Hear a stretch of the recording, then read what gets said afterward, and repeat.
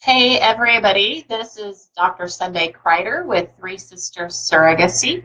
We are a surrogacy firm that matches infertile couples with women that are willing to help them achieve their family building goals. So we're trying out this Facebook Live business to see how well we can do this. Um, and I'm sharing my screen with you guys so you can see what I see. All right, so we thought we would do just a quick couple of minute videos so we can also share this on our YouTube channel about what exactly is surrogacy. So let me just dive right in to that.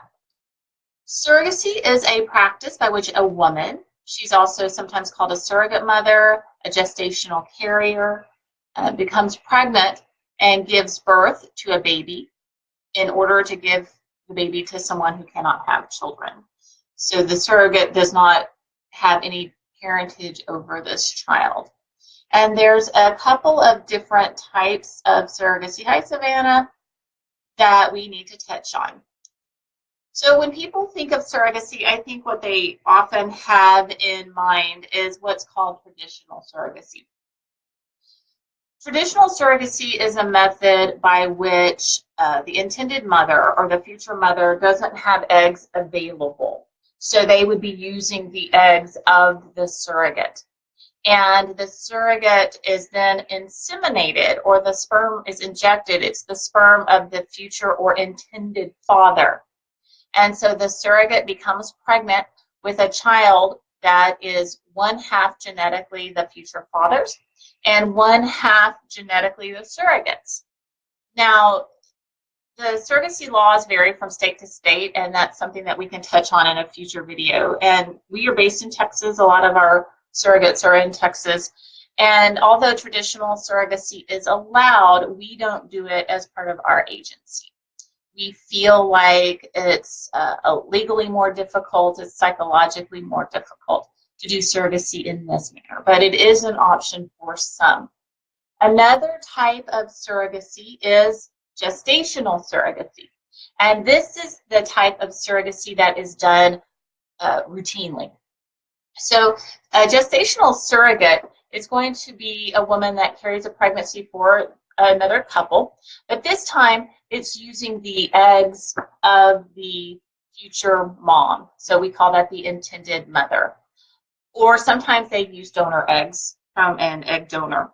And then the sperm from the father would be used to fertilize those eggs through the process of in vitro fertilization.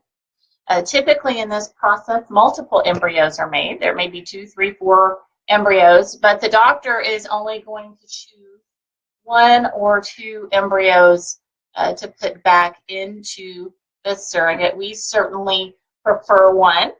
We want a single healthy pregnancy, but sometimes in order to increase the chances of pregnancy, a physician may opt to put 2 embryos back into the gestational carrier, or the gestational surrogate. In this way, in this type of surrogacy, the baby is not genetically related to the surrogate. So it makes the legal process quite a bit easier as we go through it. And when the baby's born, the baby's got both of the intended parents, now parents, a name on the birth certificate. We will go over all the legalities in a separate video. I get asked a lot why somebody would need a surrogate. And here are some of the reasons. There may be some uterine abnormalities. The uterus is not shaped right. There is a septum in the uterus. The uterus may be too small, or there may not even be a uterus in some situations. That could be from a genetic abnormality, or it could be from hysterectomy. The mother could have a history of recurrent miscarriage. She could be a cancer survivor. She could be of advanced maternal age, and it's just not a good idea, healthy idea for her to carry a pregnancy, or some other significant medical issues. We also see gay couples using gestational surrogacy as a way to build their families as well. So that's it in a nutshell. What is surrogacy? I hope that answers some questions, and hopefully we'll have some videos in the future about how to apply and what are the requirements, the legalities, lots and lots of questions. Thank you all.